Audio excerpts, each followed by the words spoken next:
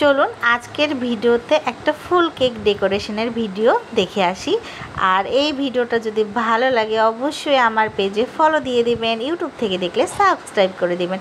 আমি জানি আপনারা সবাই ভালো কেক বানাতে পারেন, কারণ এখন ফেসবুকে ইউটিউবে ঢুকলেই শুধু কেকের ভিডিওই দেখতে পারি। আসলে বাংলাদেশের মানুষ যে এত কেক খায় আসলে কিন্তু এই কয়েকদিনের ভিডিও না দেখলে একদমই জানতে পারতাম না।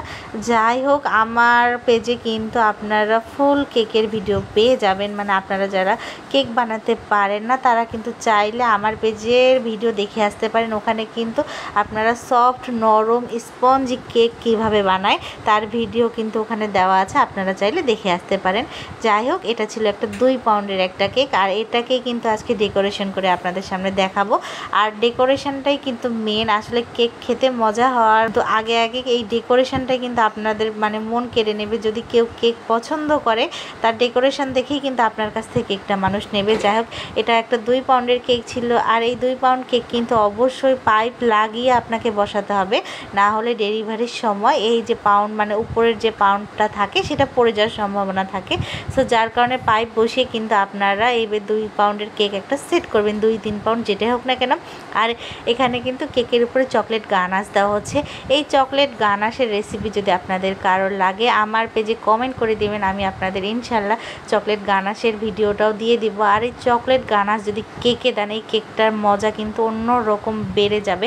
আর এটা যেহেতু একটা চকলেট কেক ছিল আর চকলেট ময়েস্ট কেক ছিল, সো যার কারণে চকলেট গানাশ দিয়ে এটাকে ডেকোরেশন করা হয়েছিল। আর আপনারা চাইলে আপনাদের পছন্দ মতো একটা কেককে ডেকোরেশন করতে পারেন। অবশ্যই কেকের ডেকোরেশনটা ভালো হতে হবে, নাহলে কিন্তু আপনার কাস্টমার আপনার কাছে নিতে চাবে না। যাই হোক, এখানে আপনারা যেভাবে মন চায় ফুল দিয়ে দেবেন। এখানে একটু গোলাপি কালারের ফুল অ্যাড করে দিচ্ছিলাম, আর এটা কিন্তু 1M নজল দিয়ে করা হচ্ছিল। আর এখানে কিন্তু কেকের ডেকোরেশনটা দেখেই বুঝতে পারছেন যে কেকটা কত সুন্দর হয়েছে। কেকটা দেখতে যতটা না সুন্দর হয়েছে, খেতে কিন্তু তার থেকে অনেক বেশি মজা হয়েছিল। আপনাদের যদি ফুল রেসিপি কারোর লাগে অবশ্যই কমেন্ট করতে ভুলবেন না।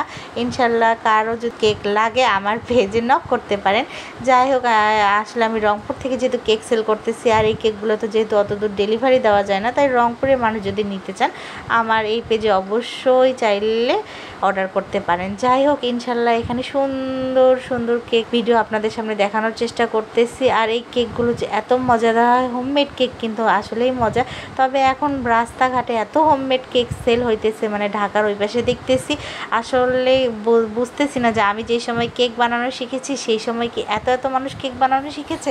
যাক, আলহামদুলিল্লাহ, আল্লাহ কারোর রিজিক মারে না, রিজিকে যেটা আছে সেটাই হবে। তো আপনাদের এই ডেকোরেশনটা কেমন লাগছে কমেন্ট করতে কিন্তু একদমই ভুলবেন না। আর আজকে একটু অন্যরকম ভিডিও দিলাম, তাই না? সো আজকের মতো এখানেই।